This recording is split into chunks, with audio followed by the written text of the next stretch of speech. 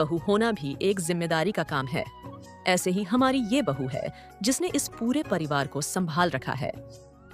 मेरी ग्रीन वाली फाइल कहाँ रखी है तुमने? कब से ढूंढ रहा हूँ, नहीं मिल रही। अलमारी में होगी, देख लो। भाभी, मेरी बाइक की चाबी कहाँ है? यही टेबल पर रखी थी। देवर जी, अब मैं आपकी बाइक थोड़ी ना चलाती हूँ, जो मुझे पता होगा वही कहीं होगी, देख लो। अरे लक्षिता बहू, मैंने तुझे पूजा के लिए हलवा बनाने को कहा था ना, तूने अभी तक हलवा नहीं बनाया। बेचारी बहू को इस तरह पूरे परिवार का ध्यान रखना पड़ता है। वो पूरे दिन घर का भी करती और सारा दिन में लगी रहती। इस प्रकार उसे बैठने का भी टाइम नहीं मिल पाता है। इस कद्दूकस की तरह ही मेरी जिंदगी भी इन लोगों की सेवा करते करते ही एक दिन घिस जाएगी। कभी कभी तो लगता है कि घर छोड़कर ही भाग जाऊं। इस तरह बड़ी बहू कद्दू काटते हुए खुद से बात करती है। तभी उसकी पड़ोसन हाथ में मिठाई का डब्बा लिए घर आती है। अरे शांति, तुम यहाँ, और ये हाथों में मिठाई कैसी? कोई खुशखबरी है क्या? मेरा देवर है ना रोहन, उसका रिश्ता तय हो गया है। उसी की खुशी में पूरे मोहल्ले भर में मिठाई बांट रही हूँ। लो, तुम भी अपने मुंह मीठा करो। अब उसकी पड़ोसन शांति उसका मुंह मीठा करवाती है और चली जाती है, जिसके बाद बहू के उदास चेहरे पर मुस्कान आ जाती है। मेरी इतनी बड़ी प्रॉब्लम का सॉल्यूशन मेरे घर में ही था और मैं हमेशा अभी तक नजरअंदाज करती रही। क्या हुआ लक्षिता बहू, आज बड़ी खुश लग रही है। आज शांति आई थी, उसके देवर का रिश्ता तय हो गया है। तो अच्छी बात है, लेकिन तू इतना खुश क्यों हो रही है? माँ जी, शांति का देवर मेरे देवर से 2 साल छोटा है, फिर भी उसकी इतनी जल्दी शादी और रिश्ता तय हो गया, और शशांक अभी तक कुंवारा ही बैठा है। इस बुढ़ापे में तो मैं अपने छोटे बेटे का घर बसाने के बारे में भूल ही गई थी। मैं कल ही पंडित जी से बात करके अच्छी लड़कियों के रिश्ते निकलवाती हूँ। इसकी कोई जरूरत नहीं है। दरअसल मैं एक लड़की को पसंद करता हूँ, उसका नाम प्रेरणा है। काफी अच्छी लड़की है, लेकिन गरीब परिवार से है। आज भगवान भी मेरे साथ है। अगर देवर जी किसी अमीर लड़की से प्यार कर लेती तो वो तो मुझे अपनी नौकरानी बना कर रखती और घर का कुछ भी काम नहीं करती, लेकिन अब मैं अपनी गरीब देवरानी को अपनी नौकर बना कर रखूंगी। बेटा, हम ज्यादा अमीर नहीं है, लेकिन मिडिल क्लास तो है ना। क्या एक गरीब लड़की को अपने घर की बहू बनाना सही रहेगा? माँ जी, आप कैसी बातें कर रही है? आपके लिए अमीरी गरीबी ज्यादा जरूरी है या देवर जी का प्यार? इस प्रकार कांता अपनी बहू बात मान लेती है और कुछ समय बाद प्रेरणा के परिवार से मिलकर उसका रिश्ता अपने से तय कर देती है, जिसके कुछ समय बाद उन दोनों शादी हो जाती है और आखिरकार बड़ी बहू की गरीब देवरानी आ जाती है। अब अगले प्रेरणा रसोई में जाती है तो ये भगवान, ये सब क्या है? मुझे तो लगा था कि मेरे मायके की तरह ही मेरे ससुराल में भी मिट्टी का चूल्हा होगा, लेकिन यहाँ तो ये शहरी गैस है और इसका इस्तेमाल करना तो मुझे नहीं आता। अगर मैंने इसके बारे में माँ जी को बताया तो वो मुझ पर काफी गुस्सा करेंगी। क्या हुआ प्रेरणा, काफी परेशान लग रही हो? सब ठीक तो है ना? प्रेरणा जेठानी को सारी बात बताती है, जिसे सुनकर ये तो सोने पर सुहागा हो गया। मैं तो खामखा ही सोच सोच कर परेशान हो रही थी कि कैसे इससे पहले रसोई में खाना चूल्हे पर बनवाऊंगी, लेकिन ये खुद ही इसके लिए तैयार है। प्रेरणा, तुम्हें परेशान होने की कोई जरूरत नहीं है। तुम्हें चूल्हे पर ही खाना बनाना है ना, तो ठीक है, आंगन में जाओ और मिट्टी का चूल्हा बनाकर उसे अपनी पहली रसोई की तैयारी कर लो। प्रेरणा जेठानी को सारी बात सुनकर खुश होती है और घर के आंगन में जाकर मिट्टी का चूल्हा बनाकर उसे सुखाती है और आटा लगाने लगती है। तभी बारिश शुरू हो जाती है।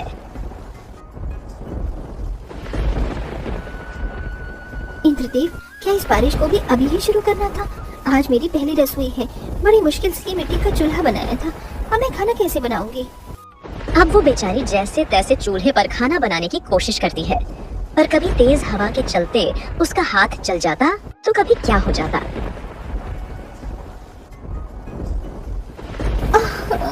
मेरा हाथ बहुत जल रहा है, लेकिन पहली रसोई का खाना बनाना भी जरूरी है। हे भगवान, मेरी मदद करो। इस प्रकार खाना बनाते हुए बेचारी बहू को बहुत दिक्कत हो रही थी, पर ये सब देख बड़ी बहू को बहुत खुशी महसूस हो रही थी। मेरे समय में तो माँ जी ने कड़ी धूप में मुझसे चूल्हे पर ढेर सारा खाना बनवाया था। कम से कम इसी कड़ी धूप में तो खाना बनाना नहीं पड़ रहा है। जितनी दर्द दुख परेशानी मैंने झेली है ना, उतना मेरी देवरानी भी झेलेगी। ये क्या प्रेरणा, तुमने तो अभी तक एक चीज भी नहीं बनाई। काश मैं तुम्हारी मदद कर पाती, लेकिन वो क्या है ना, अगर माँ जी को पता चला तो वो बहुत गुस्सा करेंगी। कोई बात नहीं भाभी, आपने कह दिया यही मेरे लिए काफी है, मैं खुद सब अकेले कर लूंगी। इस प्रकार खाना बनाते हुए देख उसकी जेठानी को बहुत खुशी होती है और वो अपने कमरे आकर आराम से सो जाती है। उधर प्रेरणा को आधी दोपहर आ गई थी। क्या क्या सोचा था मैंने अपनी पहली रसोई के खाने के लिए, लेकिन ये क्या हो रहा है। अब वो जैसे तैसे खाना बनाकर तैयार करके सबको परोसती है, पर उसकी पहली रसोई का खाना किसी को भी पसंद नहीं आता है। प्रेरणा बहू, ये तूने कैसा खाना बनाया है। चावल में अभी तक पानी है और सब्जी भी कितनी बकवास है, सारी रोटियां भी जली हुई है। क्या यही कुछ सिखाया है तेरी माँ ने तुझे। अपनी देवरानी को ऐसे डांट सुनवाकर बड़ी बहू बहुत खुश है। अब उस दिन के बाद से बड़ी बहू खुद तो सारा दिन आराम करती है, पूरे घर का काम छोटी बहू करवाती।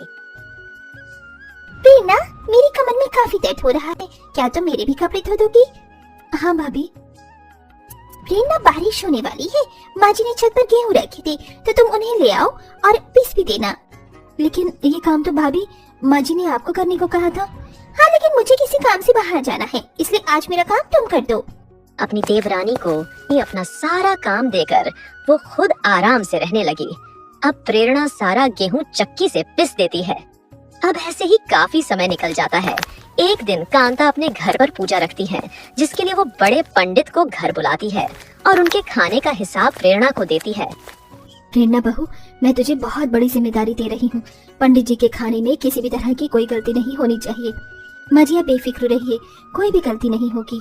उसके बाद प्रेरणा बाहर चूल्हे पर खाना बनाने बैठ जाती है, जो फिर से बारिश शुरू हो जाती है, जिस वजह से प्रेरणा का बनाया हुआ खाना आधा जल जाता है तो आधा कच्चा रह जाता है।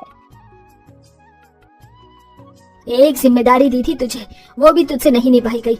और तुझे किसने कहा था कि चूल्हे पर खाना बनाने को।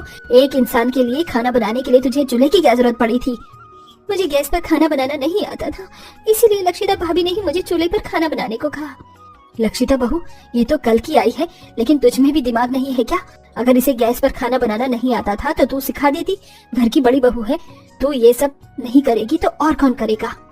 बड़ी बहू हूँ, कोई प्राइम मिनिस्टर नहीं जो सारी जिम्मेदारी मुझ पर हो। मुझको तो आप सबने रोबोट समझ लिया है।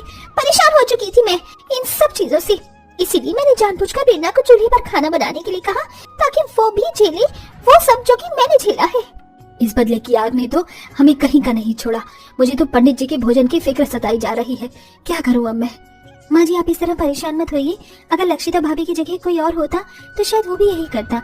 आप बस मुझे गैस चलाना सिखा दीजिए, मैं उस पर फौरन पंडित जी के लिए खाना बना दूंगी। अब प्रेरणा की सास गैस चलाकर दे जाती है, जिसके बाद प्रेरणा दोबारा से खाना बनाकर पंडित को खिला देती है, जिसे वो खाना उसे बहुत पसंद आता है।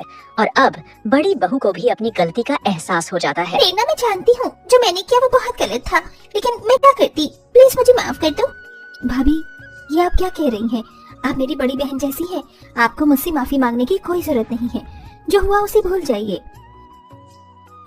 इस तरह वो दोनों एक दूसरे को समझ जाती है और खुशी खुशी रहने लगते हैं।